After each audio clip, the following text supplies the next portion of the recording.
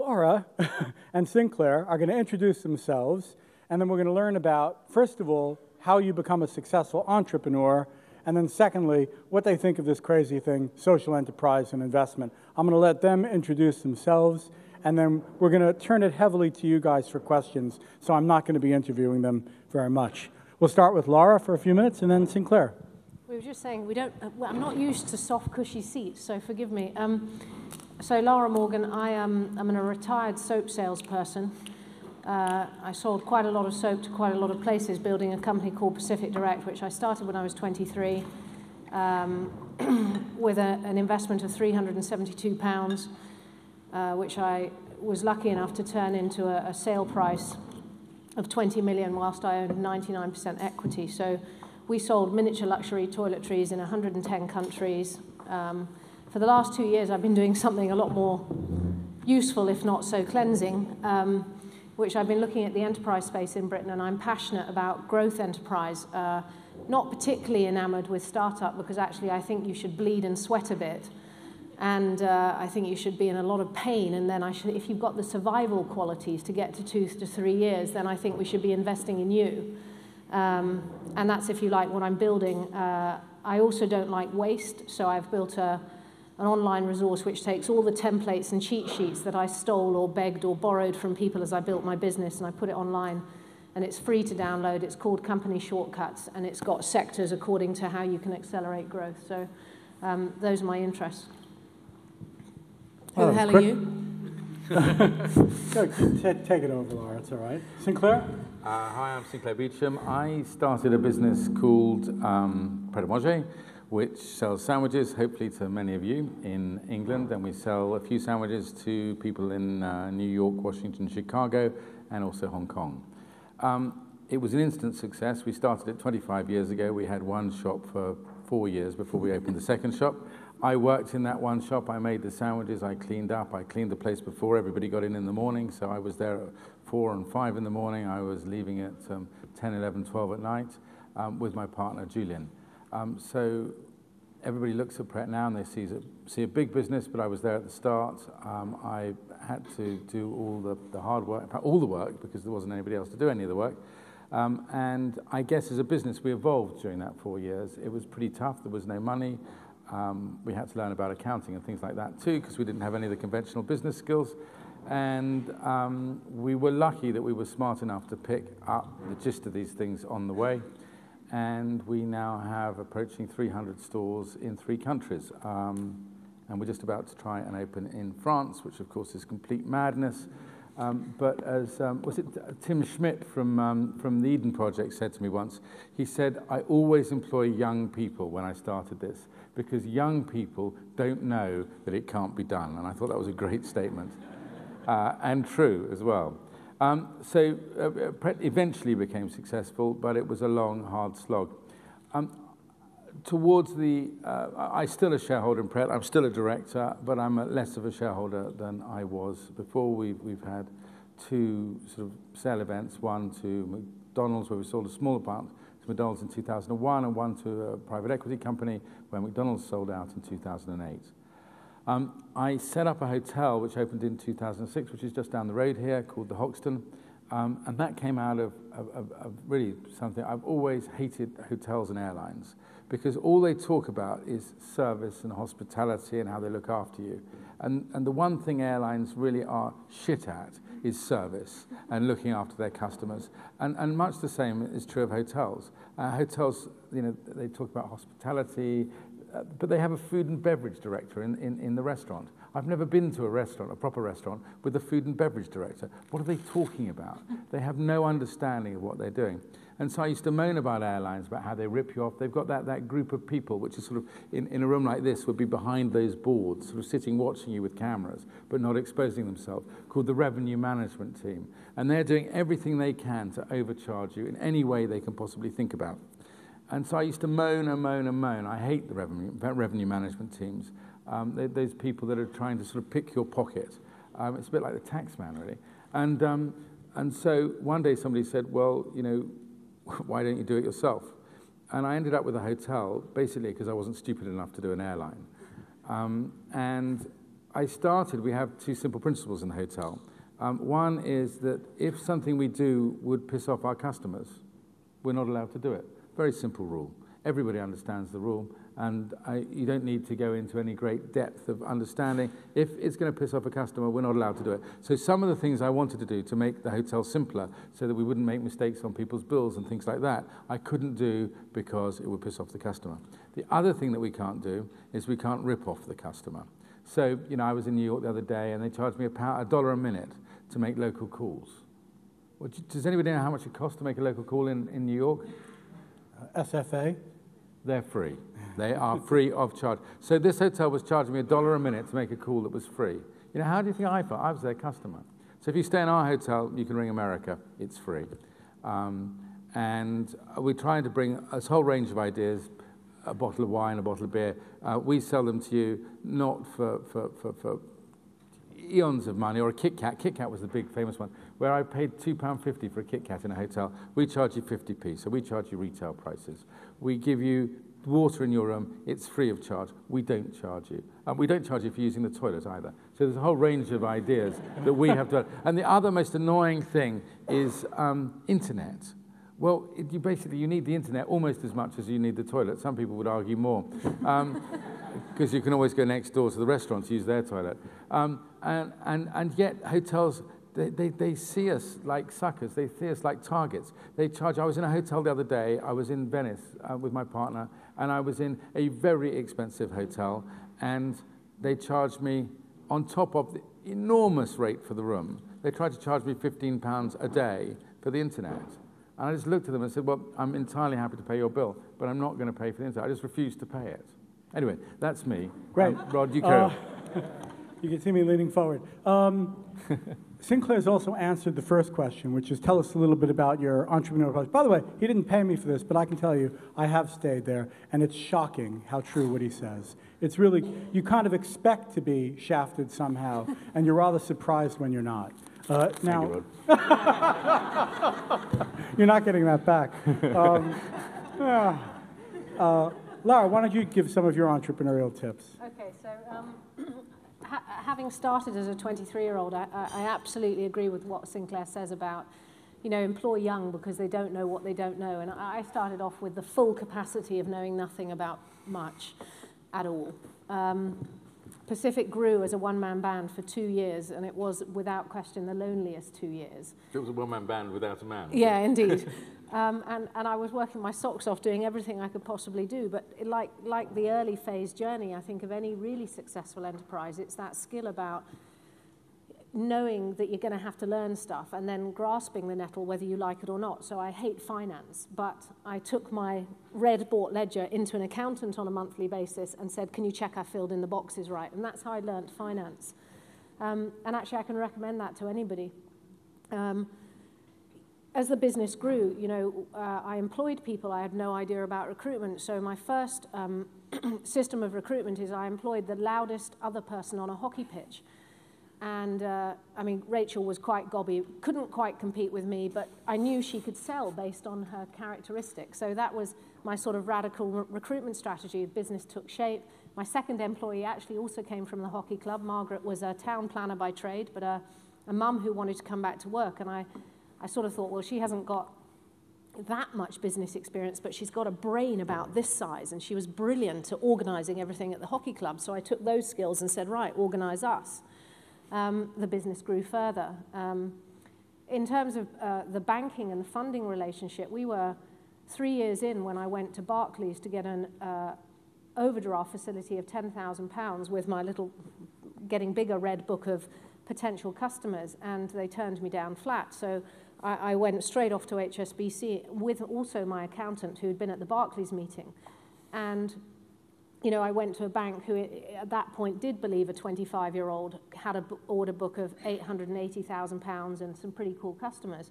But the fact that I was willing to engage in a conversation very early was a lesson that if you're going to have a bank relationship and you're going to need a bank relationship, then have a regular conversation with no surprises, and they'll support you, which is how my journey worked out at being and how I retained equity. And actually, it's a point that is very important to me because, you know, we are too much today talking about business owners selling equity or sharing equity. I mean, I would just indulge you to be as unsharing as you can with equity for as long as you can. Because when you get to the end game, I mean, Sinclair was braver than I was, and I was obviously a very selfish child, but couldn't deal with the sharing thing, didn't have a partner, bought the loneliness, but in the end, it was my decision to sell, and I didn't have to talk to anybody about it. The fundamental business was very like Hoxton's culture, which is why I'm here, which I believe you can get an immense amount done with some real basic qualities of leadership. They're not particularly religious, but in a sense, look after the pennies and the pounds look after themselves. So if you get your team to appreciate what you're trying to do and the investment they're putting into the company, and if they get ownership, the momentum is great. If at first you don't succeed, try again. So that's the thing about entrepreneurs always talk about make mistakes. You know, that's just the journey towards, oh shit, did that work or didn't it? And if it didn't work that way, try another way. But you've got to keep trying and accepting that you're going to fail. And then, you know, do unto others as you would have done unto you. Well, duh. You know, that's what customer service is. And if you don't like it, or you wouldn't like it, why would you expect your customer to like it? So don't do it. That's, you know, and so these sort of traits worked in Pacific's growth and development. And you know, we had some challenges on the way. I nearly lost the company in 2001 because not many businesses can suffer a downturn from 88% occupancy, which means you sell no soap, to sort of 8% overnight, which is a good way to wipe a smile off anybody's face.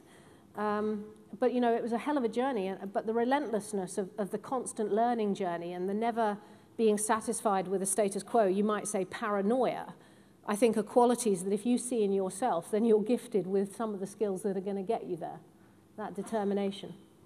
Questions? Let's stick with the business stuff. And if you keep your questions brief, then I can keep these folks brief and we can get a lot more in. Thanks. Just want to pick up, Lara, on what you just said about holding on to as much equity as possible and see what you both think about that, because it's quite scary introducing investors into something that you've built up and own all the way. What would you do right now in 2011? Who would you work with as investors? Angels, banks, you know, the government, anyone, who? Very clear. Lara, then Sinclair? Well, I mean, the bank is, your money first. I'm not a believer in friends and fools and family because I just think it creates emotional nightmares. I've seen it too many often. I wouldn't touch it with a barge pole. I wouldn't borrow off my family. Not that they would lend. My brother certainly wouldn't. Then the next cheapest finance in town, in my experience, is the bank. So if they're willing to lend, I'd take their money every day of the week. The best time to borrow from a bank is always said when you don't need it, but that is more than likely that you're on an up. They want to be part of the ride.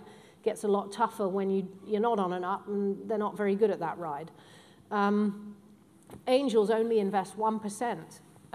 Into small business growth and development, but they are a source. It's just, and I'm not a business angel because I think there's a lot of lying, cheating bastards out there who are not genuine about their investments. And actually, unless the angel can truly add value, like a non-exec director who can introduce you to higher growth through relationships, then don't touch them with a barge pole. I don't know. What are your thoughts? Sinclair, you were more generous. I think that it's very difficult to make decisions on who you want to be your partner in a business. Clearly, it's easy the bank first, because if they lend you money, you're going to take their money because it's cheaper. Sometimes you're wiser to take it in as equity rather than debt. I see businesses take on too much debt. We've all seen a lot of that recently. So a business does need to manage the level of debt it goes into, but it's incredibly difficult to choose partners. There's no easy solution. I think my business in the early days is quite an interesting idea. We couldn't borrow money. They wouldn't lend to us. We weren't good enough. We didn't have a positive. We had a negative balance sheet. We'd lost too much money. We didn't have proper accounts. So they wouldn't lend to us. So we had to struggle on and struggle on and struggle on. And during that period of struggling, we became much better than we would have been if somebody had lent to us then.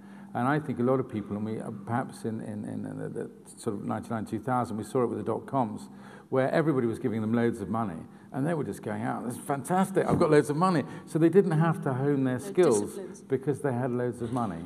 And so I think there's a balance there. You only take people on because you have to. You don't take people on because you suddenly decided you wanted a partner. I think you've got to look to see whether they add value or not.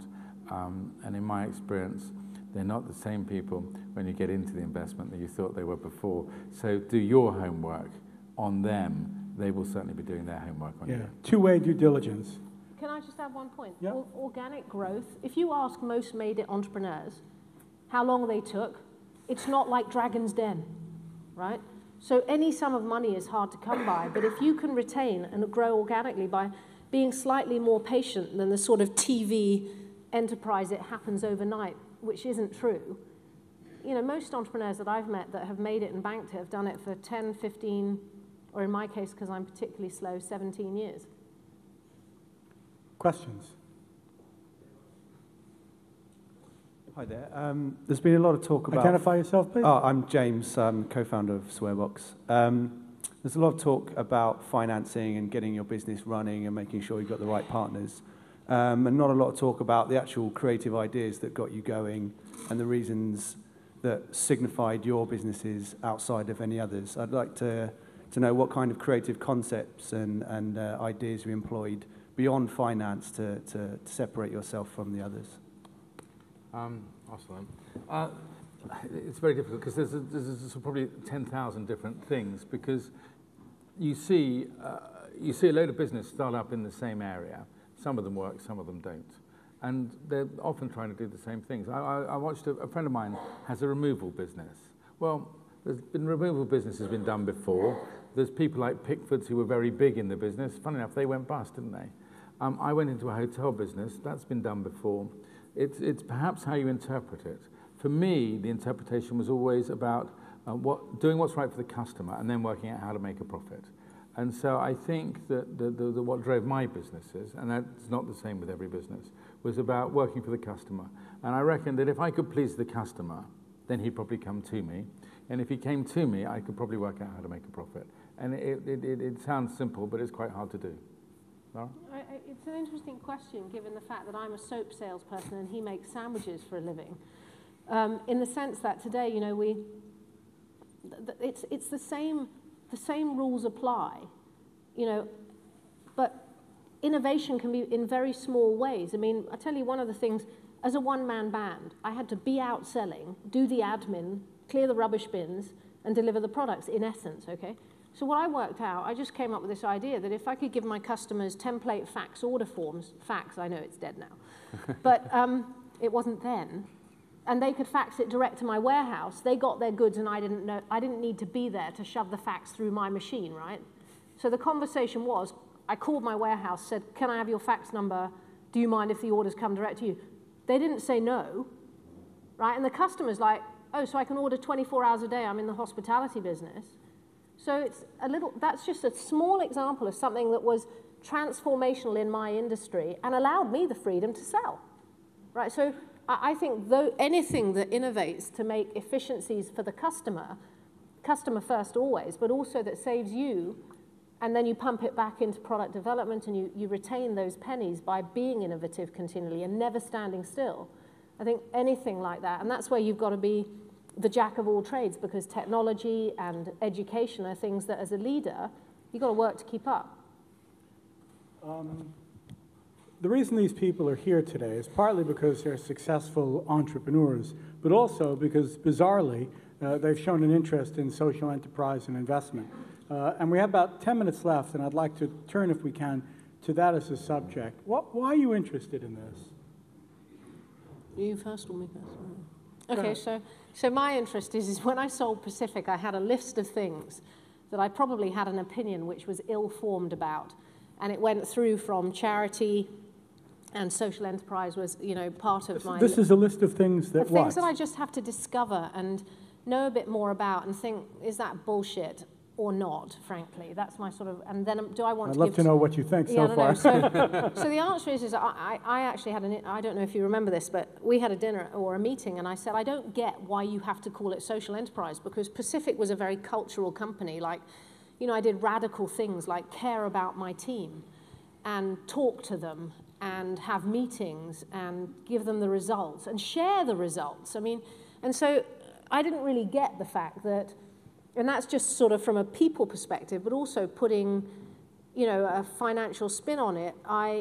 I think that That's just running a enterprises business well. yeah, and that's my point, which is, so why do we have to treat this sector as differently? Because, and by the way, I checked out charity, and I still have an opinion about that. No. And so I think that there's just much greater potential, because actually the creative way that people running charity is included in that comment, efficient businesses and with a different outcome or a different balance of outcomes. But I would say to you, and we discussed this earlier, you need to profit. You need to be real businesses to have real credibility, to then gain momentum and to have a sustainable future. But I was trying to find out how that balance works, so that's honestly why I'm here. And you're still figuring that out? Yeah, I'm clearer that there are some really good models that are coming. And actually, I was speaking to Tills, who's going to speak to you afterwards. And, I like the model of a tipping system, because then I get to pay for the service that I receive. I think that's great. We'll talk about tips in the next panel. Sinclair, what are you doing here? Well, she told me I had to sit here. I thought I was going to be at the back. I made some money, and I thought, well, it's about time that perhaps I gave something back. Why did you think that? I guess we've done it at Pret. We probably give £1 million a year to Crisis. We've been working with them for 15 years plus now. So why didn't you just give them more? Because they're so inefficient, it's a nightmare. And so I thought I'd go on a journey. I'd look at charities. I had a friend who I'd been on some speaking engagements with who ran an AIDS charity. He took me to Africa. I spent probably a year, half of my time for a year, looking at charities, trying to find something that excited me. And I'm really disappointed to say, and perhaps I should be ashamed to say, that I didn't find much that excited me. I found all the flaws, because I looked at everything, and I'm very commercial. And I saw how much money they're burning. They're burning that much money, and they're often achieving that much. And I found that very depressing. And on that journey, I bumped into Rod, I bumped into Unlimited, I bumped into this concept of social enterprise. I'm still trying to spell it, but it seemed to me like a good idea. And it seemed to me that people could do good things in a sustainable way, made an enormous amount of sense. And that's just about where I've got to today. I can't pretend to understand it completely, but I think achieving things that are worthwhile, doing them in a sustainable way so that you're not forever having to fill up the bucket, must be a good alternative to pure charity. Yeah. Questions? Comments? Challenges? I'd like to say something that I thought, no, I'm not going to say it because I saw a hand go up. Is that you, Henry? All right. Introduce yourself. Sinclair. I'm Henry from Happy. Sinclair, I'm a huge admirer of Pret, and particularly what's impressive is the people and how enthusiastic they are. Can you tell us a little bit about your philosophy around people? Well, my people philosophy was fairly simple. I sit here, they're serving the customer. So I realized basically the pyramid was the wrong way around. Unless I focused very hard on that, they wouldn't serve the customer very well while I was sitting here. And so it was really focusing on looking after people, caring for people, teaching them, training them, leading in one sense from the front, but also giving them the power to make decisions and rewarding them properly. And making them realize that actually the pyramid is the wrong way around and they're the people that matter. Because as I sit here, in terms of the Pret business or the hotel business, it's that split second of interaction as a customer walks up to the counter and makes eye contact with the member of staff, with the team member in the hotel. It's that instant where you realize you're either having a good time or a bad time. You're either dealing with somebody that cares about you or somebody that doesn't. And so we focused all of our energy on that moment in time. And everything we do delivers towards that moment in time. It includes making sandwiches, it includes making beds in a hotel. But everything is about delivering for that moment in time. In a hotel, there's 2 points of contact, the moment you arrive and the moment you leave. And actually, you want both of them to be good. And when you leave a hotel, what a nightmare, because they always get the bill wrong. And they charge you £15 for for internet. I love the hotel business, you know. They tell you, when you book, they tell you how much they're going to charge. They rip you off and they tell you how much they're going to charge. So you're cross, but you don't have to pay it then. When you arrive at the hotel, they tell you again how much you're going to pay, and you thought, oh my God, did I agree to pay that much?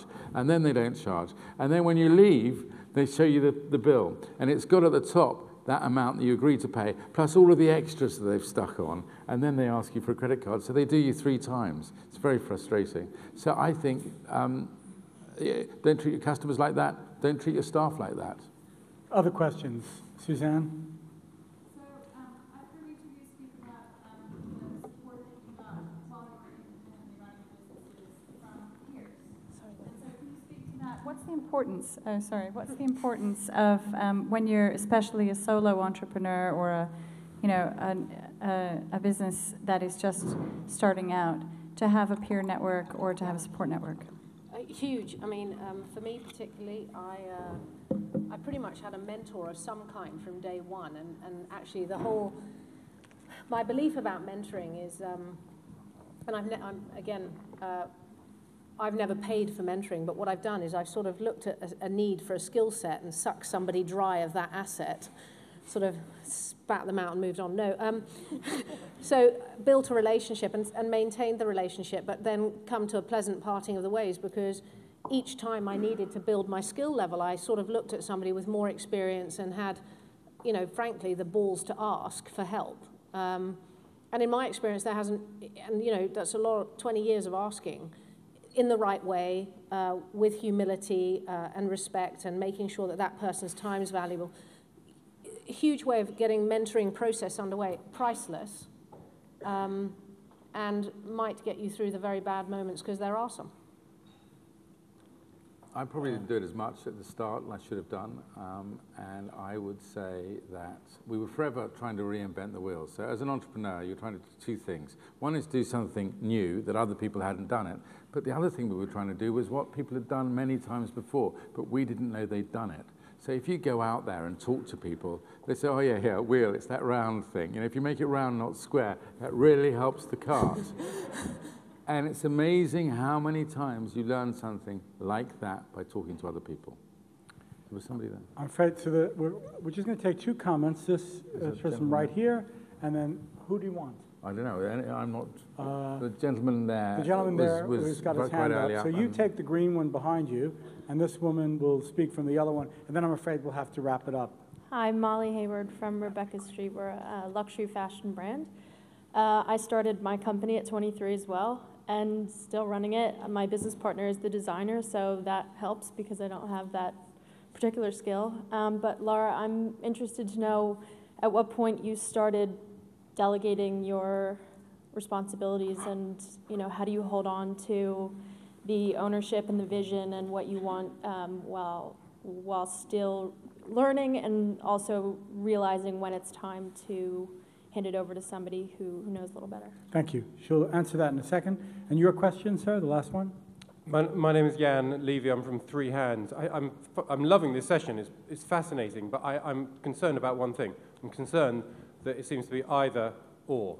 Either focus on a serious commercial proposition and make a staggering amount of money, or focus on a social cause. My question is, could you have had the immense financial success you've had if you had built in a very obvious social cause into your business from the beginning? Okay, I'll let Lara take the first question, and then Sinclair take the second question. And then we'll wrap it up. Delegating is a huge learning curve. I didn't do it very well at the beginning. I went and got training. Like most of the stuff I had to learn, I had to go and get help. And then I had to practice and learn to let go and really, truly empower, and that's the real brave pill. And actually what you have to realize is that 9 times out of 10, if you let somebody else really have a go at whatever the task, they may not do it the way you would have done it.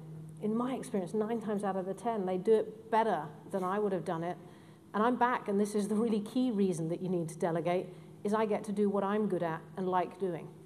And that's a hell of an incentive to get delegating right fast.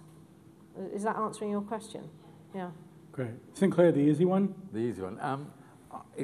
I can't tell you the answer to that. I think that I am just seeing social enterprise at the very early stages. I think that there was always the concept before, in the olden days, of charity. You pour money in and they spend it, and then you have to pour more in. And there was the concept of business, where you go out there and you try as hard as you can to make money. I think that I have heard a number of sustainable ideas since I've been looking at social enterprise, and some of them are profitable, so they are for-profit social enterprises. Some of them are not for-profit social enterprises. In other words, there's not a goal to distribute any surplus, but they are run like businesses. I do absolutely believe that if you run your enterprise like a business and you make it financially accountable and you measure all the things that need to be measured, you will end up with a better enterprise. And if that is a social enterprise, it will be a more efficient social enterprise, and therefore you have much greater chance of success. And it is down to you, the founders of that social enterprise, to decide whether any of that money comes out or it stays in. And so I think there is a great opportunity for enterprises to be social enterprises and to be financially successful. I think it's very new. It's a very new idea. It's very early days in that new idea. But I think that it's a bad thing to be ashamed of making a profit in a social enterprise, because if you're doing good, that's a good thing. And if you create a model that's sustainable and you don't have to rely on all these weird things like DFID, what does that mean? DFID, to give you money and to go through all that form-filling exercise and that bureaucracy and that moronic, idiotic system, when eventually some bureaucrat decides that you're worthwhile and gives you money, when actually they've got no idea whether you're worthwhile or not. I think it's fantastic that you could create an enterprise and that you could create a sustainable enterprise and that enterprise is doing good things. So that's why I'm excited by it. I don't have the answer. I don't have a simple answer. Thank you. Right. Well, I just want to give you two parting thoughts from our two panelists. Lara Morgan, more balls than most. I think you'll agree. That was the parting juggle your way to success with proven company shortcuts. She's got a website, companyshortcuts.com, K-U-T-A, Kuta, kick up the ass. You get a daily kick up the ass from Laura, delivered virtually, but still effectively. So that's on Lara. I want to give a quote that I heard from Sinclair the other day, which I thought was really great, and I want to just embarrass him with, not embarrass him. I was asking him about his secrets to business success, and he said, you know, when I had trouble with ham, I didn't talk to the wholesaler, I didn't talk to the middleman, I went and I met the pig. And I thought that was really brilliant. I went and I met the pig. You did the same with the avocado, too, as I recall. Anyway, please join me in thanking Sinclair and Lara.